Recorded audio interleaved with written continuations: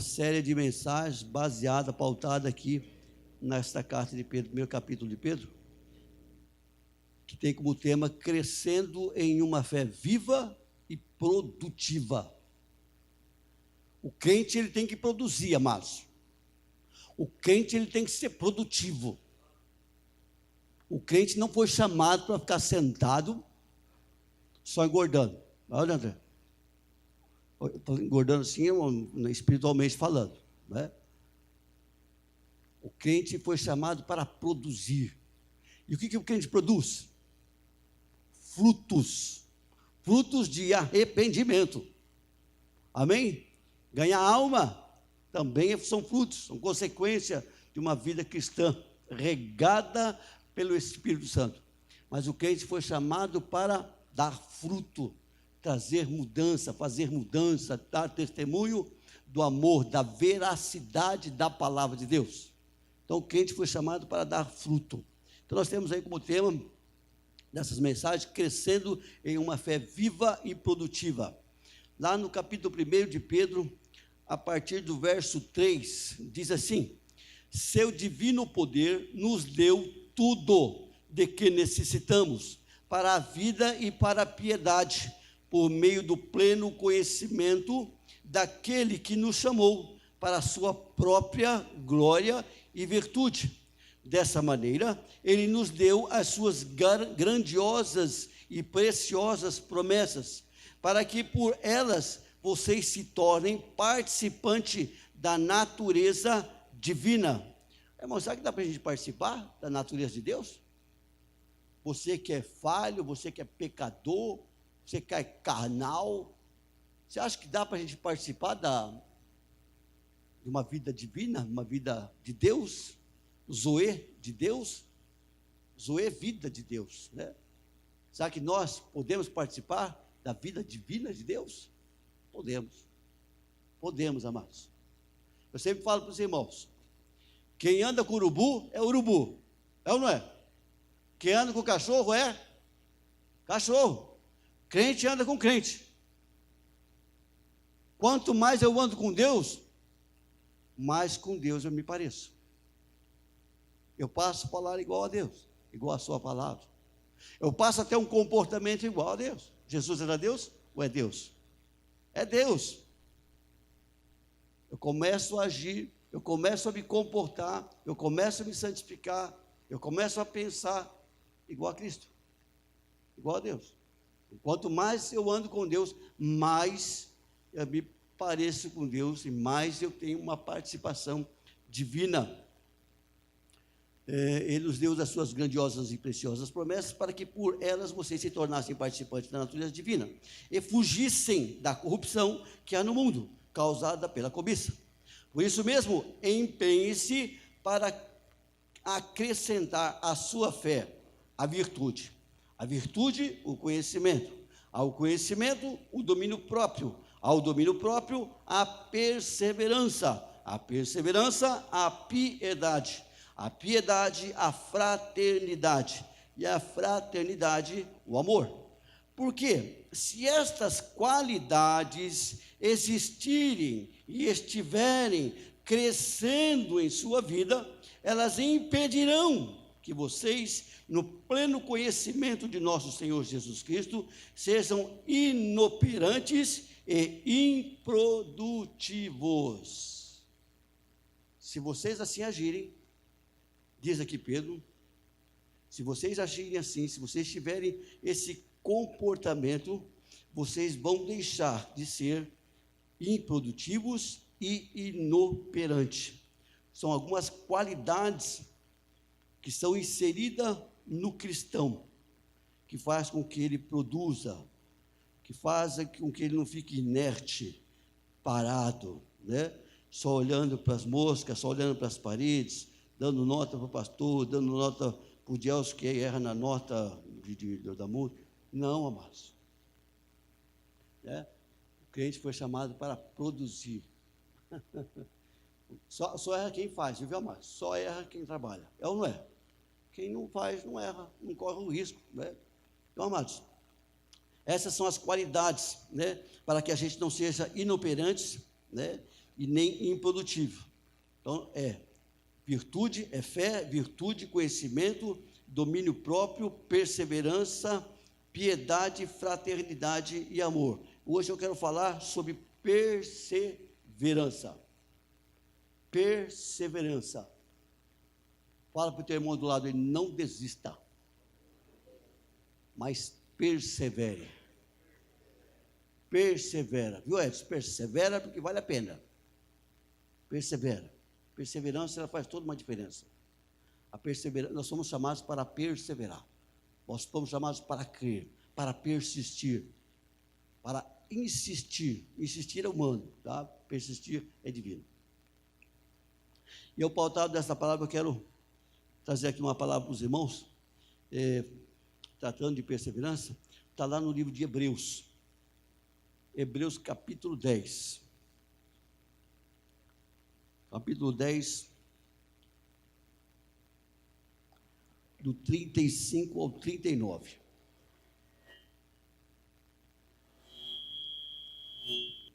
É benção.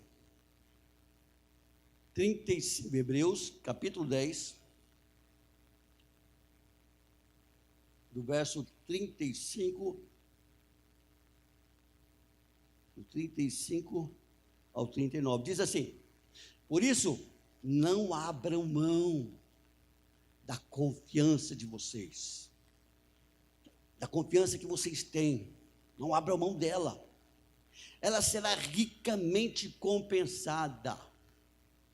Toda ação provoca uma reação, amados, toda ação provoca uma reação. A esperança, ela vai produzir alguma coisa, ela vai provocar alguma coisa, e a palavra de Deus nos diz que ela será ricamente recompensada. Vocês precisam, olha aqui, é uma necessidade, amados. Vocês precisam, tá? O livro aqui do autor, o livro de Hebreus, o autor aqui ele nos intimida que nós precisamos perseverar. Precisa perseverar, de modo que, quando tiverem feito a vontade de vocês, é isso que está escrito aí? A vontade de Deus, amém?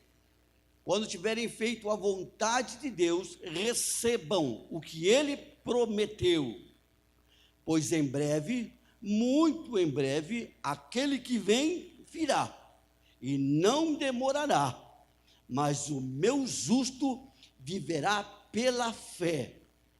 E se retroceder, não me agradarei dele. Nós, porém, não somos do que retrocedem e são destruídos, mas dos que creem e são salvos. Amém? Você faz parte do primeiro grupo ou do segundo grupo? Daqueles que perseveram ou aqueles que retrocedem? Não tem uma outra opção.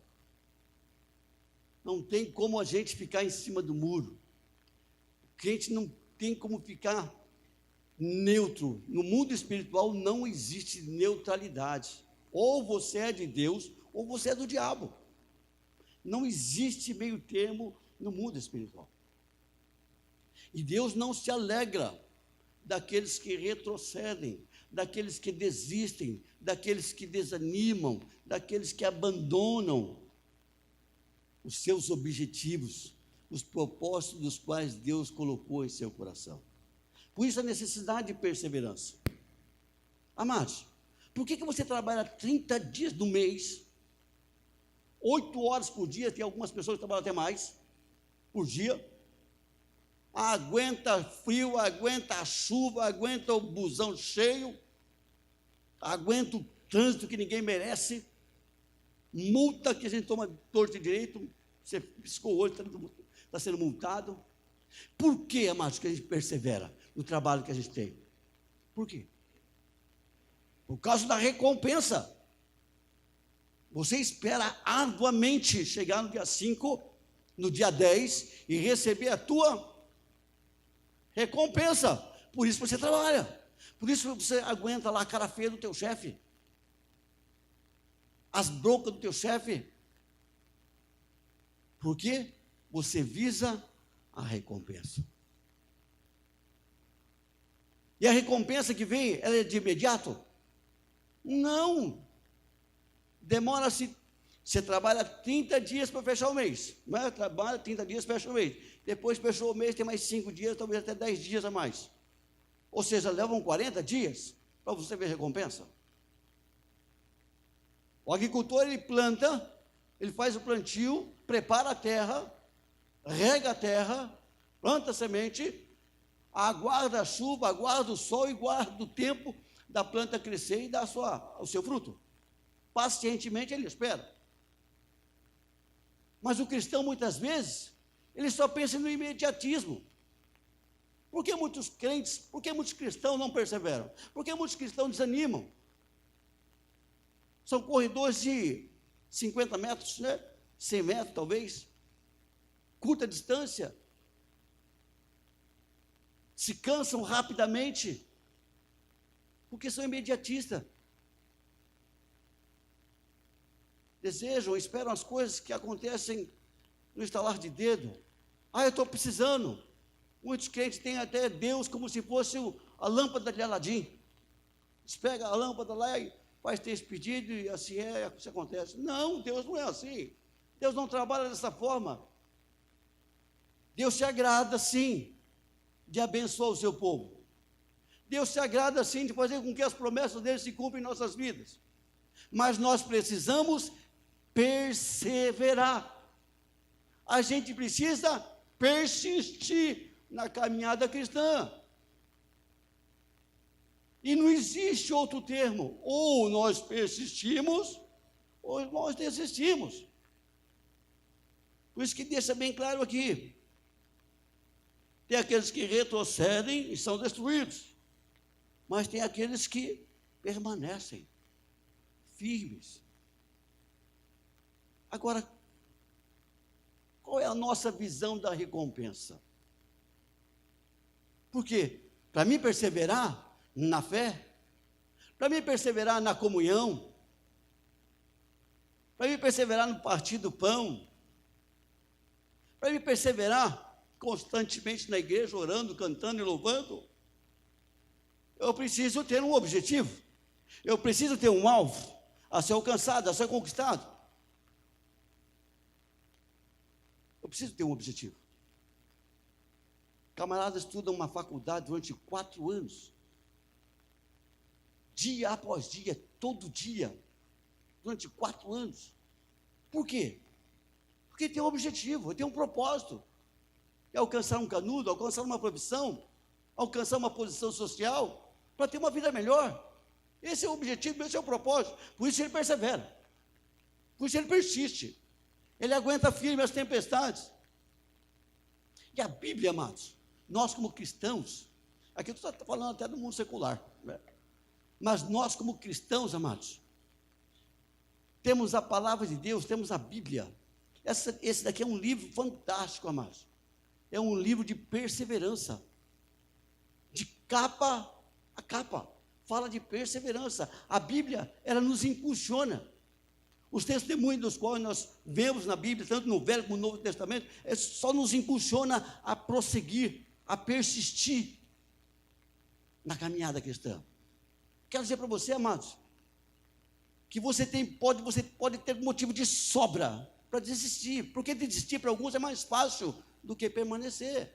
É muito mais fácil, muitas vezes, a gente abandonar, é muito mais fácil você virar as costas, é muito mais fácil você desistir do que persistir, do que perseverar. Sabe por quê? Por causa do imediatismo. Tudo que a gente quer é para ontem.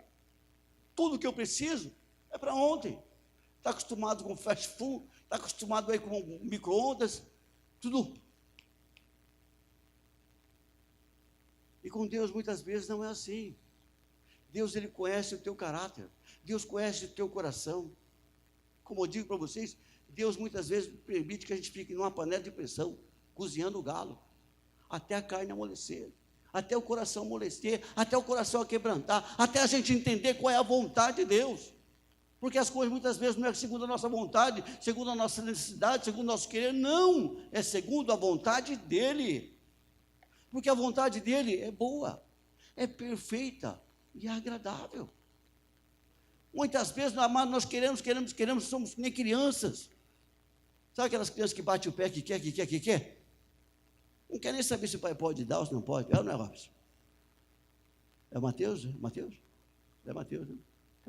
Quando ele bate o pé, ela sai correndo, se vira, dá seus pulos. É ou não é?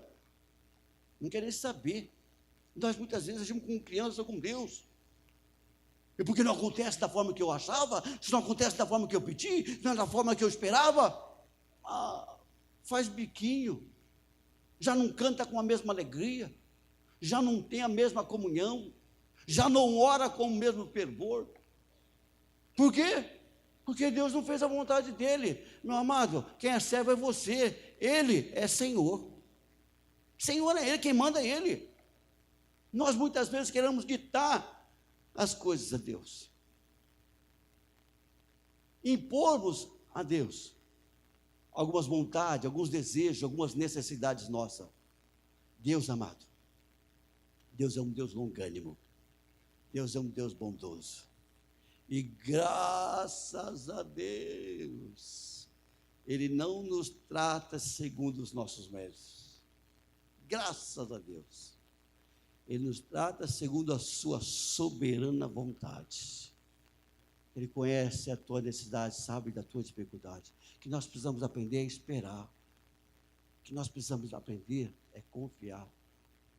Não importa o momento, não importa as circunstâncias. E é tão gostoso esperar, amados. Sabe como que você espera? Eu vou contar um segredo para você, como que você deve esperar sem perceber. Você esquece.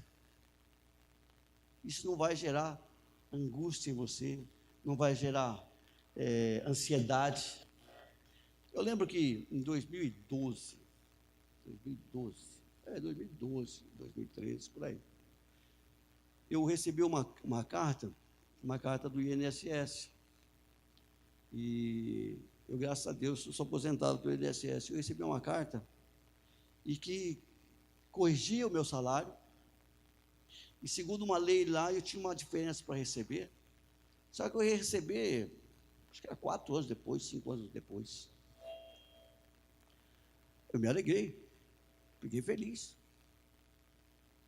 Aí chegaram a comentar comigo, mas daqui a 4 anos? Daqui a 5 anos? Eu falei, meu amigo, eu prefiro ter para receber do que ter para pagar. Não é verdade? E essa carta, eu realmente veio o reajuste de salário, e eu perdi essa carta no meio dos documentos, e acabei perdendo essa carta. E o tempo passou, Eu nem lembrava disso, Rogério. Louvado, eu tenho uma cabeça boa para essas coisas, irmão, eu esqueço mesmo. Eu esqueço até o teu nome, de vez em quando. Eu aprendi que com isso não gera ansiedade. Tem algumas pessoas que já começam a gastar antecipado. E eu, esse ano, de 2017, no começo do ano, estava chegando meu aniversário, eu lembrei dessa carta. Mas para quando que era mesmo? Aí eu fiquei preocupado, aí eu quis saber. Que me deu estalo. Falei, o Espírito Santo quer revelar alguma coisa. E fuça, procura essa carta, e não achava essa carta. Fui lá no INSS, entramos na fila e perguntamos lá para o rapaz. O rapaz puxou a capivara lá. Realmente, já está programado que o pagamento ia para esse ano aqui. Eu falei, aleluia. Eu doidinho para saber o valor. Você quer saber? Eu não vou contar para você, porque é curioso. Vai cuidar da tua vida, tá? Isso é particular meu, né?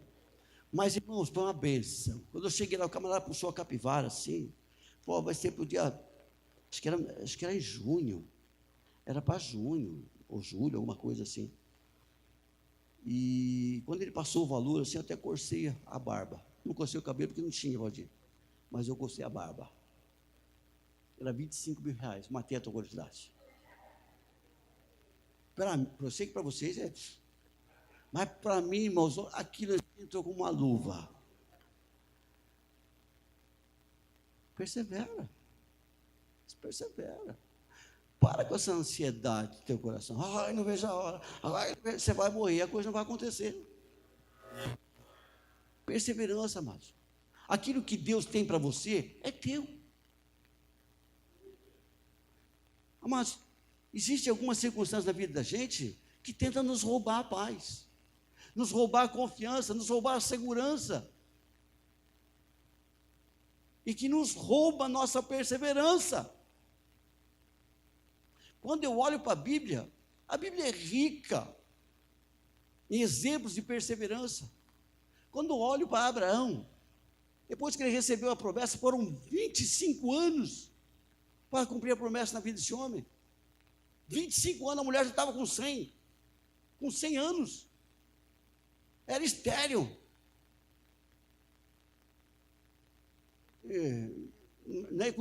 Com toda essa idade,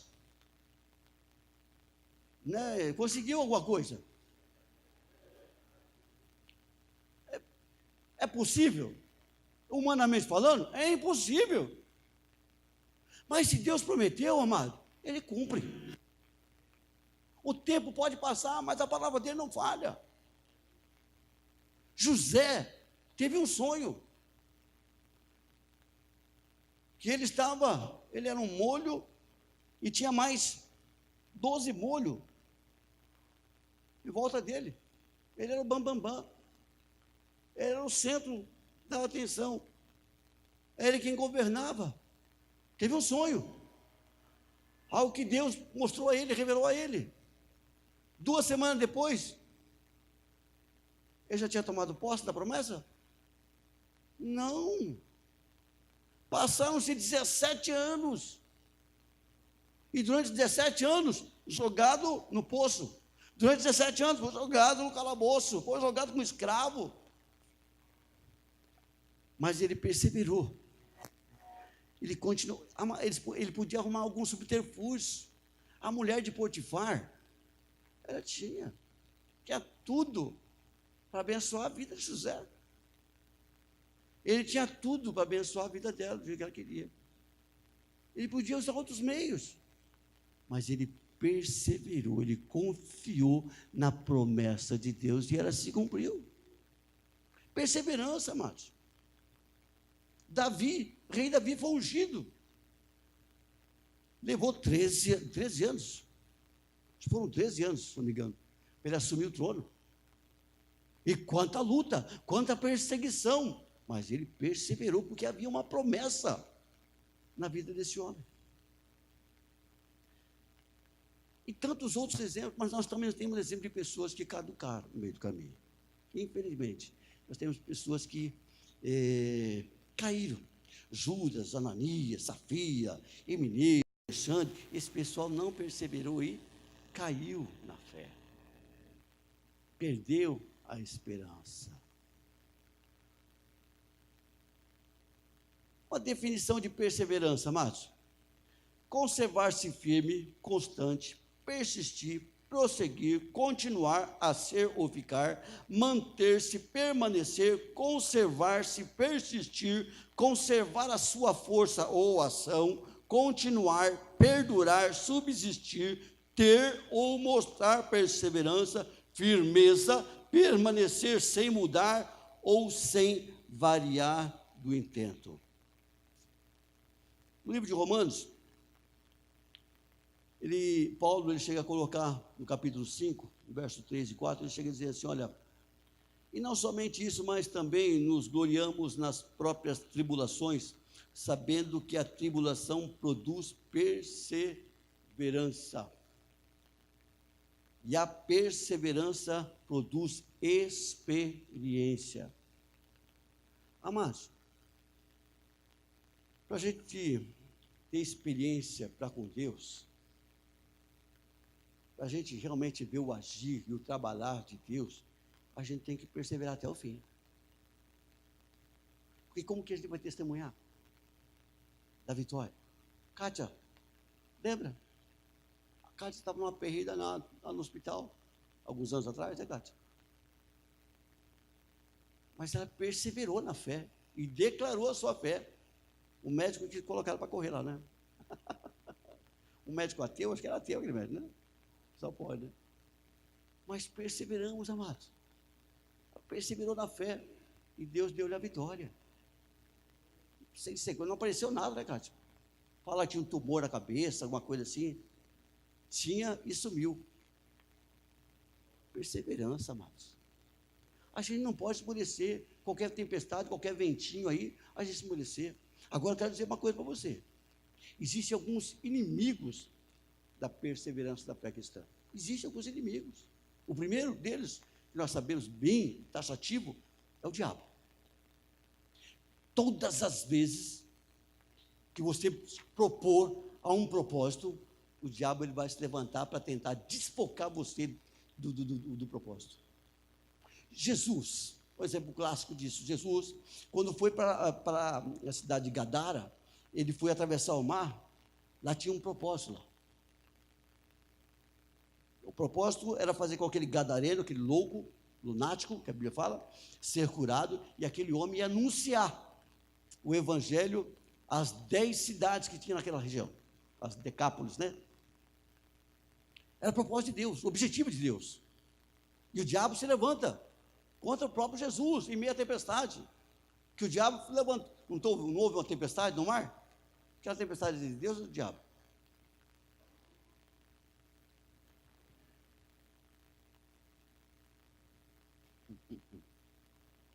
O diabo pode fazer tempestade, irmão? Pode. Não foi ele que fez aquele furacão lá no meio da cidade de Jó lá? De Jó? Não. De Jó. Jó? É Jó. Por que estão colocando minhoca na minha cabeça? É Jó, que destruiu a casa dele, a família, os filhos, tudo. O diabo fez aquilo. O diabo levantou uma tempestade para desfocar Jesus. Mas Jesus persistiu e a obra do Senhor foi completa. Aquele homem foi liberto e o evangelho foi pregado em todas aquelas decápolis ali, através desse homem. Propósito de Deus, todas as vezes, amados, que Deus colocar um propósito no nosso coração, tenha certeza, o diabo vai se levantar para tentar nos animar. Vai usar teu filho, vai usar tua filha, vai usar tua esposa, vai usar teu esposo, vai usar qualquer meio para nos desfocar, para nos desanimar, amados, para nos roubar a nossa perseverança. E o diabo, ele é astuto, ele é perspicaz, ele sabe o ponto certo, ele sabe onde está o teu calcanhar de Aquiles, que é o teu ponto fraco. É lá que ele vai trabalhar, é lá que ele vai bombardear. Se é no relacionamento, se é na área financeira, é lá que ele vai bombardear você, para fazer você desanimar, desistir. São inimigos da nossa perseverança. E outro inimigo, mas que nós temos bem pertinho de nós, é nós mesmos.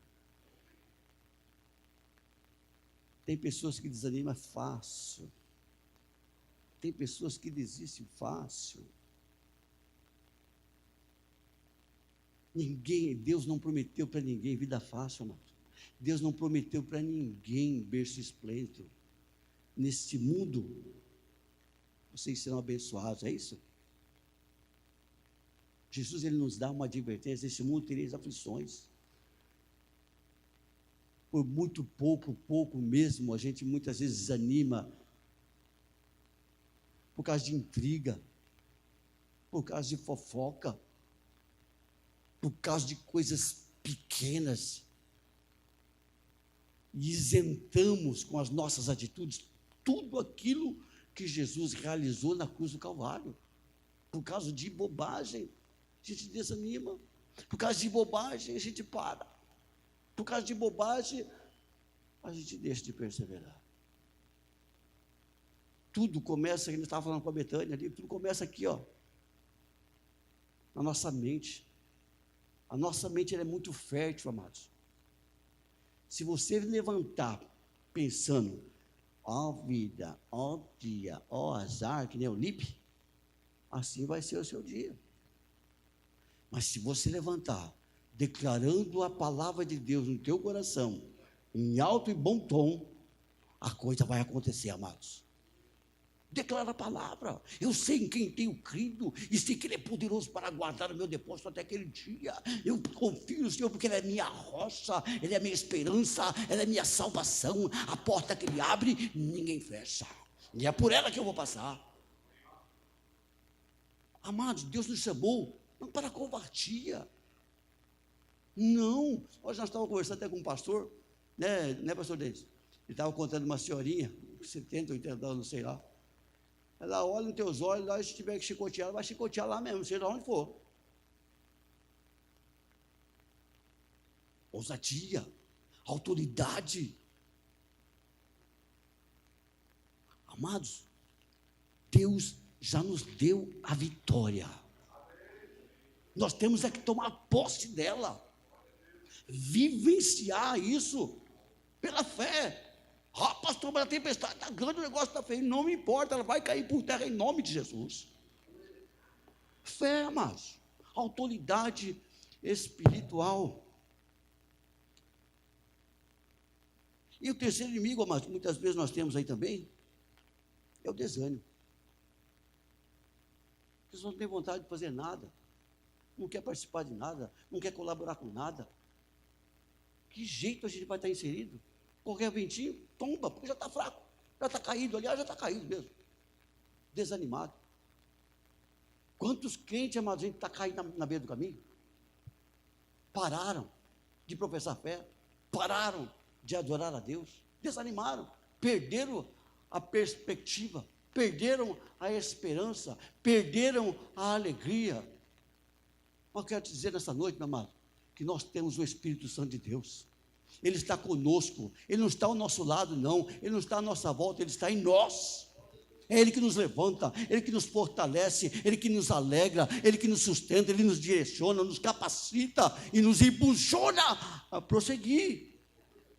Perseverança são uma das qualidades que nos faz crescer na fé. Perseverança. Amados, quando a gente desiste, amado, da promessa até a realização, existe aí uma trajetória. Quanto mais perto da bênção você estiver chegando, quanto mais próximo da realização da promessa estiver próximo da tua vida, mais vai ser arrochado, mais vai se apertando. Eu lembro que, quando me converti foi em 1982, 82, 83. E eu fui para a igreja e meio safadão, né? Não aquele Wesley safadão, né? Eu não sei se ele é safadão, mas ele era safadão, né? E eu fui para a igreja assim. Mas depois que eu me converti, que eu fui na igreja, mas ainda não era convertido. Mas depois que eu me converti, aí eu entendi aonde eu estava colocando meus pés. Sempre me lembro de Moisés. Quando Moisés chega diante da sarça, eles ouvem uma voz: Moisés, Moisés, tira as sandálias do teu pé, porque a terra onde pisa é terra santa. Aleluia. Amado, todas as vezes que nós chegamos próximos de Deus, a terra é santa, porque a presença dele é real. E nas primeiras semanas, irmãos, eu comprei um carro lá na intenção de fazer bagunça, e me roubaram o carro bem na porta da igreja. Fuscão, Baja, naquela época era carrão. Lembra, Galco? Volante de madeira, console, com as rodas de, né, toca-fita TKR. Achava o bam, achava que é o the best, né? Me roubaram na porta da igreja, num culto de terça-feira. Viu, Davi? Roubaram na terça-feira, na quinta-feira chegou o carneiro dessa grossura aqui assim, para pagar. Acabaram com o meu carro, destruído. Levaram motor, roda, volante, banco, levaram. E naquela noite, eu não sabia o que estava acontecendo. Eu lembro que o irmão Valdemar falou: vamos orar, depois que eu cheguei para a delegacia. O irmão Leandro, eu era pastor hoje aqui numa igreja, que lá não faz tempo que eu não vejo ele. Me levou na delegacia, e lá o policial me perguntou: qual é a placa do carro? Eu já sabia, tinha Fazia uma semana que eu estava com o carro, documento, estava no console, tem lavado tudo. E aí voltamos da delegacia, fiquei até meio chateado. Vamos lá para casa, vamos orar lá, o pessoal está lá, tá no ciclo de oração lá. E eu pensei, que orar uma hora dessa, que já tinha acontecido, já aconteceu. Foi. Aconteceu. Fazer o quê? Vou só chorar. E nós fomos para a casa do irmão Valdemar. Chegamos lá, estava um grupo orando. E ali eles começaram a levantar um clamor. Era a igreja pentecostal da Bíblia do Brasil, lá em Diadema. E lá a gente começou a orar. E Deus usou uma menina. Eu nunca tinha visto aqui também. Usando em profecias, né? Aquela criança veio, me pegou, eu tremia que nem uma vara verde. Chorava. Eu não sabia o que estava acontecendo. Eu lembro de tudo que ela falou. Até hoje ficou gravado no meu coração. Né? Eis que tem uma grande obra, mas a luta também é grande. Amém. Vamos aguardar, né? E o tempo passou, irmãos. A vontade de estudar, vontade de aprender, vontade, mas jamais imaginava o que Deus tinha para mim. Eu jamais imaginava um dia ser um pastor. Nunca passou na minha cabeça. Deus tem coisas grandes para nós, amados. Deus tem coisas grandes para a tua vida. Se coloca na brecha. Persista. Não desanima, não. Você não sabe o que Deus tem preparado para você. Talvez seja para o arrebatamento. E o arrebatamento vai ser agora. Vai ser agora, mas eu estou falando muito desse negócio de setembro. Dia 23, dia 24 de setembro, viu, amado? Vai acontecer o arrebatamento.